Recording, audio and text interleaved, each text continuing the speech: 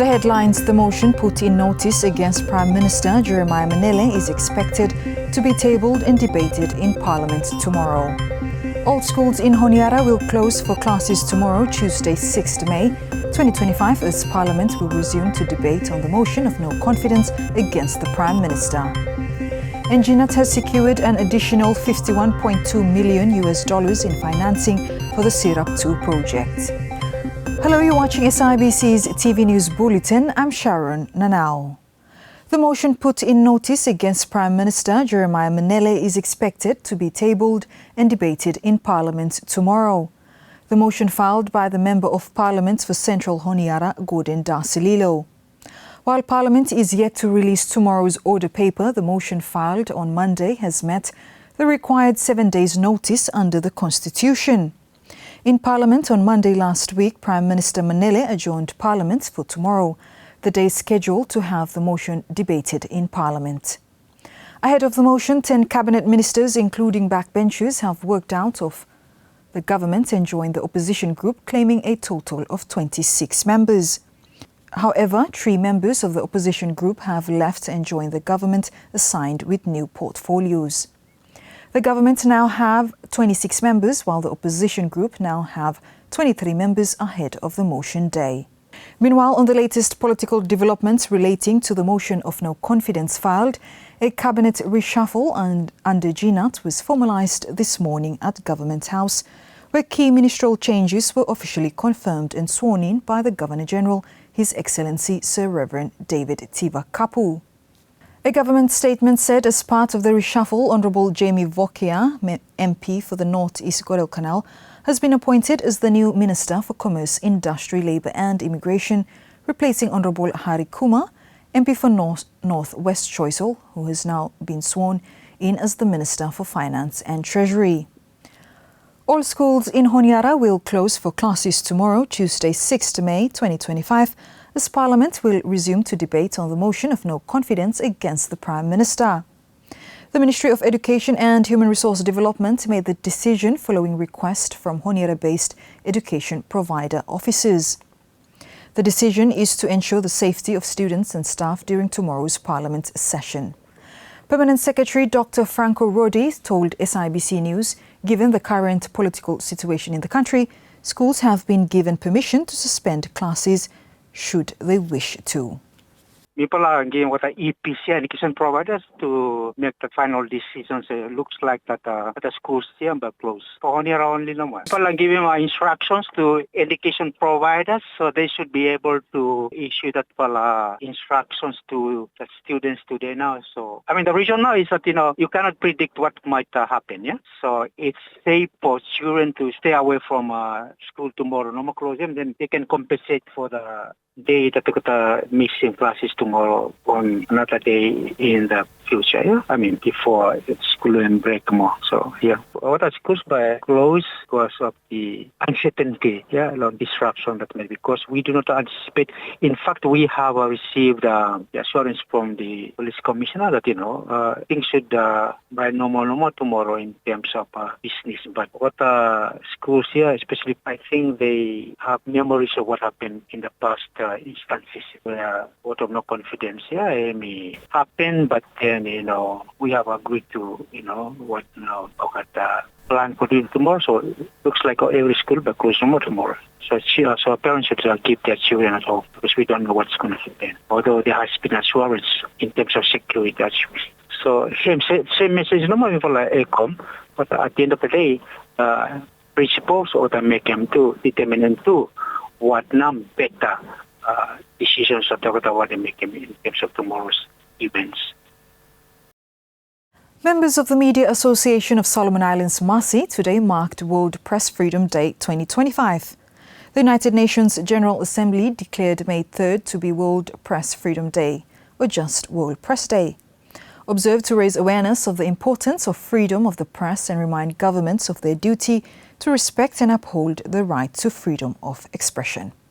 Alex Dedamu reports.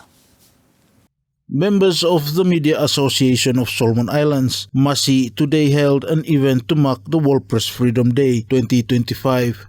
The event includes a panel discussion sessions involving senior journalists and media professionals in the industry. Presenting his remarks, Masi President of Honiara said the theme for this year, Reporting in the Brave New World, the impact of artificial intelligence on press freedom and the media, is a timely reminder of the changing landscape of the media industry. This year the global theme is Reporting in the Brave New World, the impact of artificial intelligence on press freedom and the media. It is a timely reminder of the changing landscape in which we operate, where technologies like AI are transforming not just how we report the news, but also how the public consumes it, how disinformation spreads, and how journalists are held accountable. These developments present both opportunities and risk. As media professionals, we must remain vigilant, ethical, and proactive in adapting to this brave new world without compromising our core values. Meanwhile, President of the Pacific Islands News Association, Pina Kalafi Moala, reflecting on the Press Freedom Day, said the people of the Pacific are people of resilience, wisdom, and collective strength. We in the Pacific are no strangers to navigating storms, be they cyclones or crisis or change, but we are also people of resilience, of wisdom, and of collective strength. With the right tools, partnerships, and protections, our journalists will continue to hold power to account, amplify Pacific voices, and report truth in all its complexity. The World Press Freedom Day falls annually on the 3rd of May. The event this year focuses on how AI affects press freedom, the free flow of information, and the media independence. Alex Dadamu for SIBC TV. Now, the Government for National Unity and Transformation has secured an additional $51.2 million in financing for the second Solomon Islands Roads and Aviation project, SIRAP 2. The funding boost brings the total support for the project to over $140 million. Simon Tavake with more. The additional funding for SIRAP 2 is expected to accelerate critical upgrades to the country's transport infrastructure, particularly in road and aviation networks. The total financing now stands at $140.41 million, making it one of the largest infrastructure investment in the country. In a press conference last week, Prime Minister Jeremiah Manele emphasized that infrastructure remains a strategic priority for his government as it supports connectivity, economic development, and service delivery. The SIRAP 2 project includes improvement to provincial roads, airport terminals, and air traffic systems. US $51.2 million additional financing secured for SIRAP 2. GNAT secured an additional US $51.2 million in financing for the second Solomon Islands Roads and Aviation project, SIRAP 2, bringing total funding to US $140.41 million, approved by the World Bank in February 2025 and effective from March 3. The additional financing will support critical infrastructure works, including construction of 4 new bridges in Malaita, that is Kolofe 1, Kolofe 2, Su Haba, and Bira. Road upgrades, 10 kilometers of road in Noro and 33 kilometers in Malaita.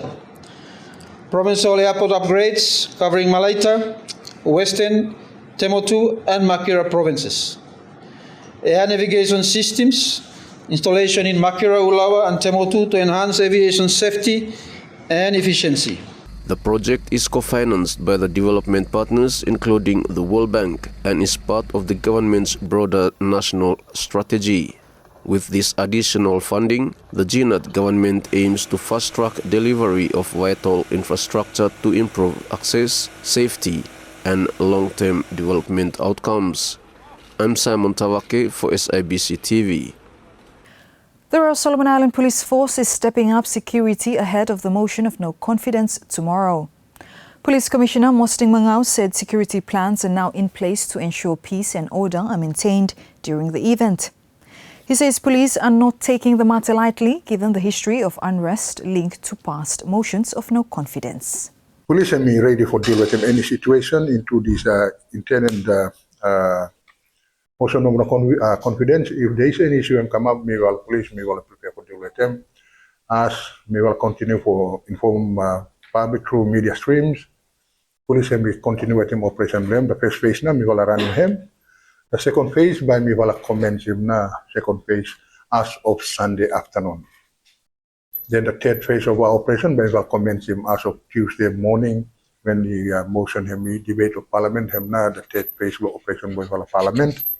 Then by will conclude him operation straight after when situation him look calm and satisfied by the operational plan. Then we will stand him down the operation. Then we go back to phase one, where I'm continue for providing security law, ongoing discussion in the Parliament meeting.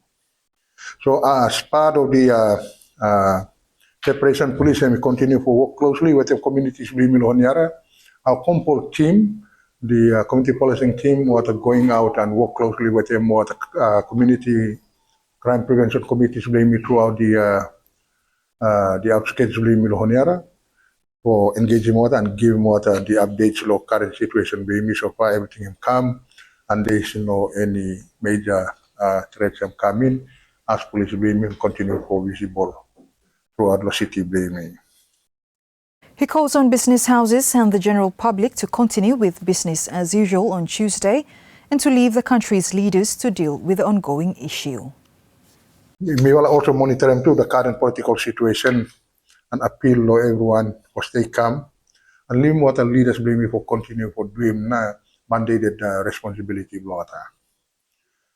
Me like remind him too, Honiara citizens, that people blame me also, you may always respect him, each other, and the same respect way me applying traditional practices blame me, we must apply them to current democratic process where our leaders blame me about discussing next week or Tuesday. So the same cultural and traditional values blame me apply them to the current situation. Solomon him remain Solomon, so culture blame me practice him. Yeah, we practice him culture blame me Lord situation the same.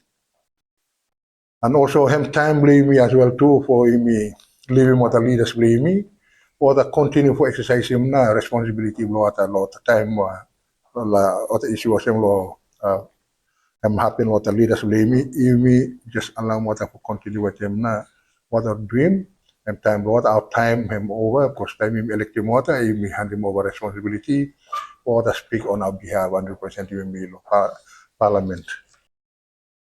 The Ministry of Infrastructure and Development is stepping up efforts to improve road safety by developing a modern vehicle test lane in Honiara. The new facility aims to enhance the country's capacity for vehicle inspections and ensure safer standards on the road. Simon Tawake reports. The Ministry of Infrastructure and Development is developing a new and modern vehicle test lane to improve its vehicle testing capacity. The project is part of the ministry's ongoing efforts to improve vehicle safety standards and ensure a safer future for road users across the country.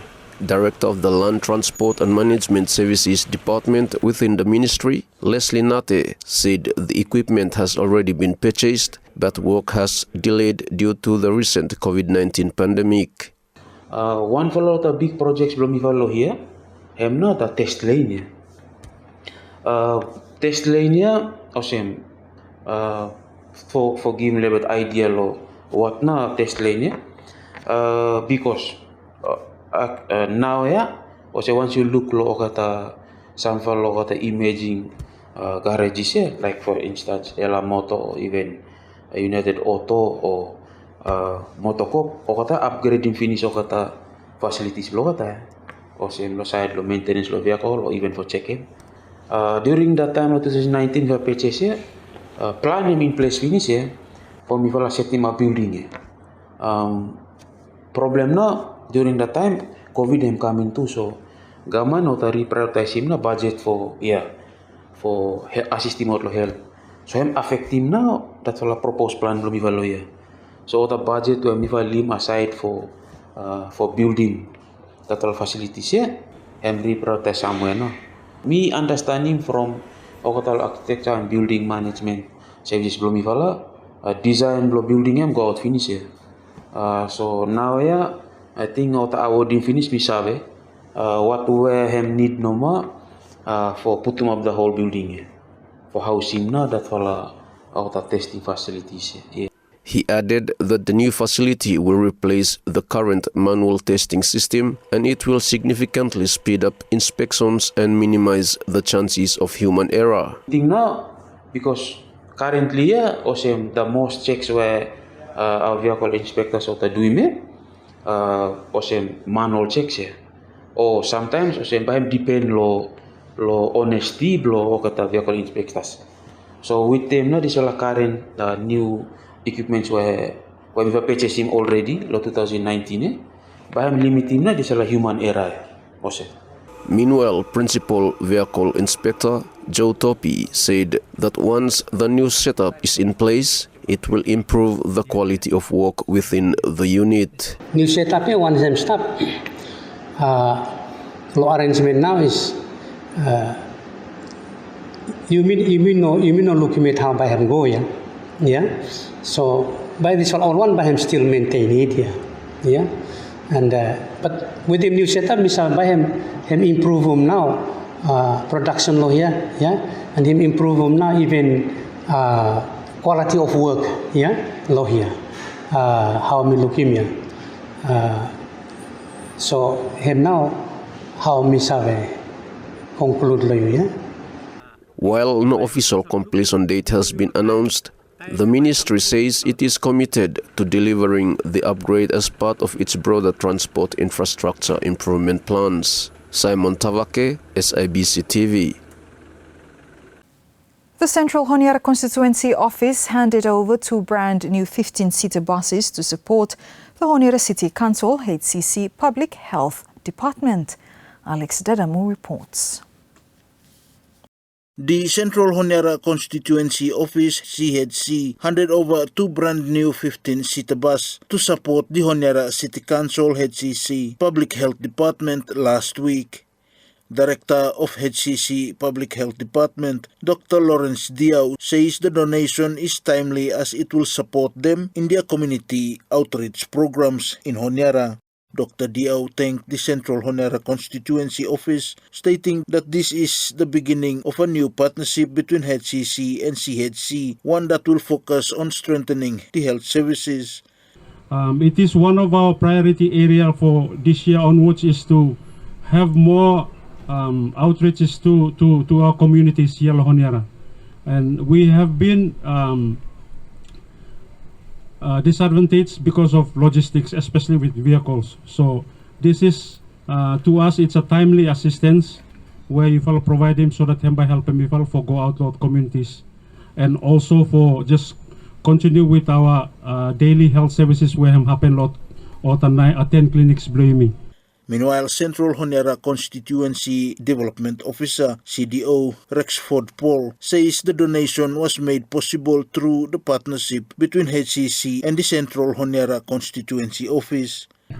So just wanna thank him, everyone this for a time where we come together as a one, and it's a partnership with the constituency and council in handing over this 2 vehicle for random now or the services within clinics, Blamilo constituency, Central Honiara, and throughout the Honiara town, including East Honiara and West Honiara. And now how we come thus this far. So, on behalf of Honorable Gordon Dazililo, just want to say thank you towards council and the team where we present here for delivering or hand over this bus Honera City Council. Alex Dadamu for SIBC TV. Mass distribution of mosquito bed nets is currently being carried out by the Ministry of Health and Medical Services through its vector-borne disease control program. Alex Dadamu reports. Mass distribution of mosquito bed nets is currently being carried out by the Ministry of Health and Medical Services through its vector-borne disease control program. National Director of Vector-Borne Disease Control Program, Albino Bobogare, said the distribution has started in Honera City and Guadalcanal Province and will reach out to communities in other provinces. What program hem try hard for Wakalohem now is increase funding and related resources through our government support and also our partners from within the region and also outside the region. Mr. Bobogare added that the program is also looking to increase its funding and related resources. For this year, the main activity program by him implementing or him doing, which him already start in Guadalcanal and Honera City as we speak, him now mass distribution block at bed nets. So him meaning by what officers or what waka communities for distributing na net go kasem at least household levels low where what people live and sleep and stay low him.